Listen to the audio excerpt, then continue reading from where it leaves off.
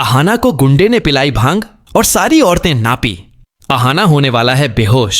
अब तक अपने पोल्टू दादा का सबसे बड़ा समर्थक था, अब सच के सामने खड़ा था। वह सच जो उसकी आंखों के सामने पोल्ट की करतूतों के साथ खुलकर सामने आने वाला था। अहाना बार बार कहती थी कि पोल्टू भरोसे लायक नहीं, लेकिन अर्जुन ने कभी उसकी बातों पर यकीन नहीं किया। उसे लगता था कि अहाना परिवार में फूट डालना चाहती है, मगर अब किस्मत ने अर्जुन को वह सब दिखा दिया था जो उसने कभी सोचा भी नहीं था।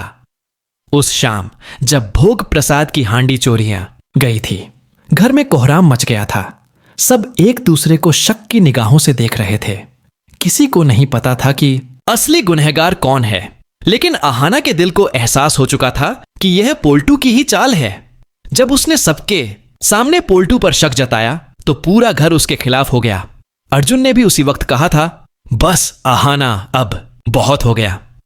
तुम हर बार मेरे परिवार को बदनाम करती हो, अब मैं तुम्हारा साथ नहीं दूंगा। अहाना की आंखों से आंसू बहने लगे थे, लेकिन उसने हार नहीं मानी। उसने कहा था, एक दिन सच खुद चलकर तुम्हारे सामने आएगा अर्जुन, और वही दिन अब आ चुका था। सुबह मंदिर के आंगन में अचानक महाराज जी ने सबको बुलाया। उन्होंने कहा, भोग की हांडी मिल गई यहां, लेकिन देखो किस हालत में सबकी आंखें फटी रह गईं। जब उन्होंने देखा, हांडी गंदगी में पड़ी थी और उसी वक्त पोल्टू की जेब से गिरे कुछ फूल और मिठाई के टुकड़े सब कुछ बयां कर गए।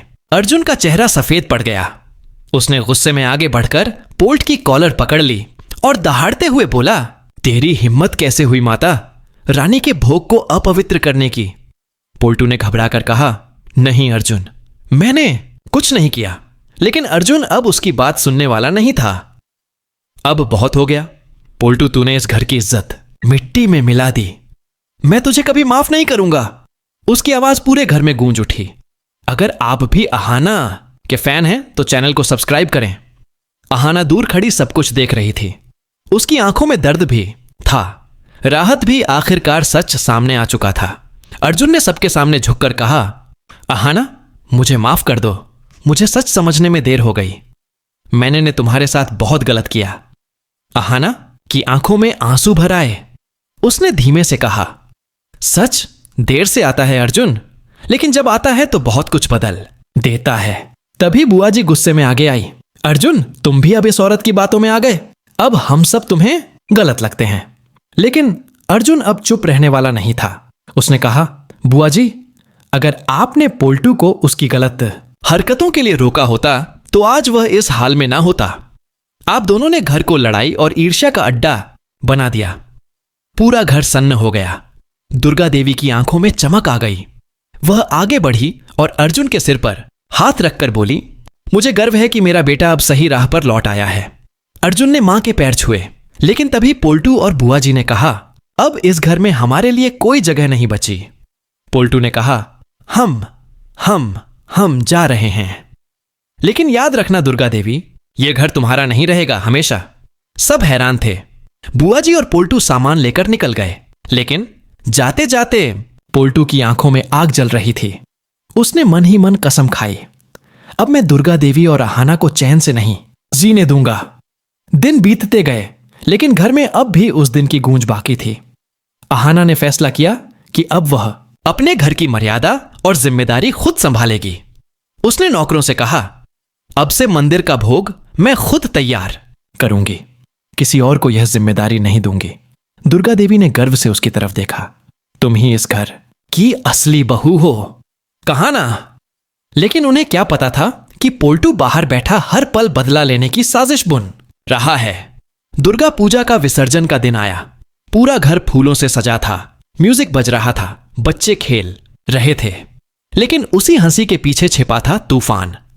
पोल्टू ने मौका देखकर कुछ ऐसा किया जिससे पूरे घर की नींव फिर से हिलने वाली थी। उसने मंदिर के दिए में तेल की जगह ज्वलनशील तरल डाल दिया ताकि विसर्जन के वक्त कोई हादसा हो जाए। लेकिन अहाना की नजर तेज थी। उसने देखा कि पोल्टू कुछ छेड़छाड़ कर रहा है। वह भागकर वहां पहुंची और पोल्टू का हाथ पकड़ लिया। रुक जा पोल्टू, ये क्या करने जा रहा है तू? पोल्टू ने धक्का देकर कहा, हट जा अहाना, तूने मेरी जिंदगी बर्बाद की है। अब मैं तेरा सब कुछ खत्म कर दूंगा। अहाना गिर गई, लेकिन उठते ही बोली, तू चाहे कुछ भी कर ले पोल्टू, इस घर की दीवारें कभी तेरे जहर से नहीं टूटेंगी। अगर आप भी अहाना की हिम्मत को सलाम करते हैं तो चैनल को सब्सक्राइब करें। अर्जुन वहां पहुंच गया और उसने पोल्टू को रोक लिया। दोनों में हाथापाई होने लगी। दुर्गा देवी ने आगे बढ़कर पोल्टू को एक जोरदार थप्पड़ मारा। पूरा घर सन्न रह गया। बहुत हो गया पोल्टू, तूने इस घर की मर्यादा को बहुत चोट पहुंचाई है। दुर्गा देवी बोली, लेकिन पोल्टू हंसने लगा। अब तुम्हें कौन बचाएगा? दुर्गा देवी, आग तो मैंने लगा दी है। सब लोग मंदिर की ओर भागे, लेकिन तभी अहाना ने पानी की बाल्टी उठाई और दो को बुझा दिया। घर में सबने चैन की सांस ली। अर्जुन ने अहाना की तरफ देखा। वो मुस्कुरा रही थी, लेकिन उसके चेहरे पर थकान थी। उसने कहा, अर्जुन, अब इस घर को बचाना सिर्फ मेरा नहीं, हम सबका फर्ज है। उस रात सबके चेहरे पर सुकून था, लेकिन दूर खड़ा पोल्टू अब भी कसम खा रहा था